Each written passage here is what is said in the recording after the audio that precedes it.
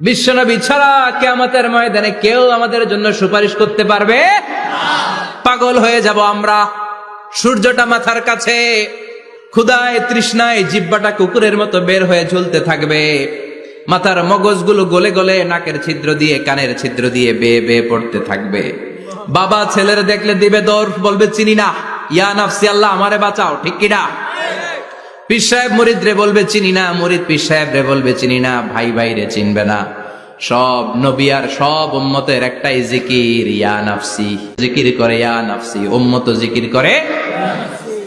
সবাই সাইয়েদনা আদম রে ধরবে, সাইয়েদনা আদম বলবে আমি পারবো না। নূহের কাছে যাও, সাইয়েদনা নূহ বলবে পারবো না। ইব্রাহিমের কাছে যাও, সাইয়েদনা ইব্রাহিম বলবে পারবো না। মুসা আলাইহিস সালামের কাছে যাও, মুসা আলাইহিস সালাম বলবেন পারবো না। ঈসা আলাইহিস সালামের কাছে যাও, সাইয়েদনা ঈসা আলাইহিস সালাম বলে এত জায়গায় ঘুরে লাভ না, জায়গা মতো যাও মাকামে মাহমুদে বিশ্বনবীকে শেষ। এই বিপদে